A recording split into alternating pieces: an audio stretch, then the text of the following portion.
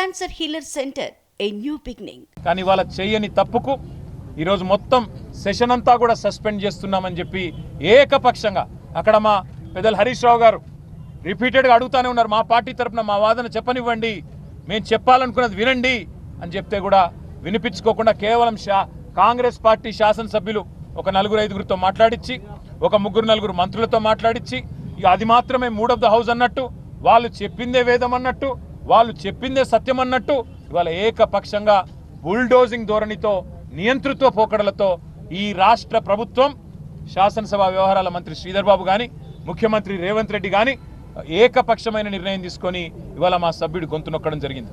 అందుకే ఇవాళ రాజ్యాంగాన్ని రచించిన భారతరత్న డాక్టర్ బాబాసాహెబ్ అంబేద్కర్ గారికి ఈ రాష్ట్రంలో జరుగుతున్న రాజ్యాంగ హక్కుల హననం గురించి, ఈ రాష్ట్రంలో జరుగుతున్న అప్రజాస్వామికమైన పోకడల గురించి మరి నిరసన చెప్పడానికే ఇక్కడ వచ్చి కూర్చున్నాం.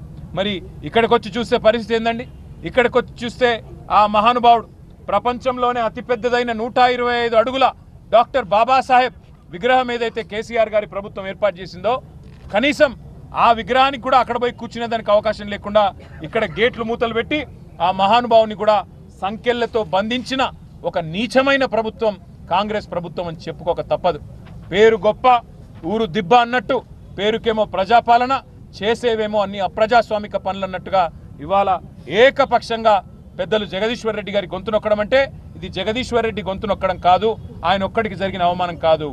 ఈ రాష్ట్రంలోని రైతాంగం తరపున, ఈ రాష్ట్రంలోని ఆడబిడ్డల తరపున నెలకు 2,500 రూపాయలు కావాలని గొంతు విప్పినందుకు, రాష్ట్ర రైతాంగం తరపున రుణమాఫీ జరగలేదు అని చెప్పి ప్రశ్నించినందుకు, రాష్ట్ర రైతాంగం తరపున ఎండుతున్న పంటల విషయంలో మా పార్టీ తరపున ప్రభుత్వాన్ని నిలదీసినందుకు, రాష్ట్ర పేదవాళ్ల తరపున పెంచని పెన్షన్ల గురించి, అమలు కాని 6 గ్యారంటీల గురించి, 420 హామీల గురించి ప్రశ్నించినందుకు తట్టుకోలేక ఈరోజు ప్రభుత్వం ఒక కుయుక్తితో మా సభ్యుడిని సస్పెండ్ చేసింది. అందుకే నిరసనగా మేమందరం కూడా ఇక్కడ కూర్చున్నాం.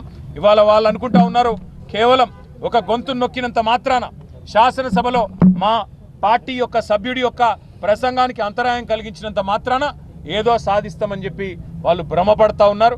కానీ రాష్ట్రంలోని ప్రజలు అన్నీ గమనిస్తూ ఉన్నారు. 15-16 నెలల్లో కేవలం 20% కమిషన్లు, ఢిల్లీకి మూటలు పంపడం మీద ఉన్న దృష్టి ఈ రాష్ట్రంలోని పేదలకు మేలు చేయాలనే విషయంలో మాత్రం ఈ ప్రభుత్వానికి ఎంత మాత్రం లేదు అనేది ప్రజలకు కూడా అర్థమైపోయింది. కాబట్టే ఇవాళ ముఖ్యమంత్రి గారిని ఎక్కడికక్కడ ప్రజలు శాపనార్థాలు పెడతా ఉన్నారు. ఇవాళ జగదీశ్వర్ రెడ్డి గారు ఒక్క పొల్లు మాట కూడా మాట్లాడలేదు. రేపు రాష్ట్ర వ్యాప్తంగా మేము బీఆర్ఎస్ కార్యకర్తలకు కూడా పిలుపునిస్తా ఉన్నాం.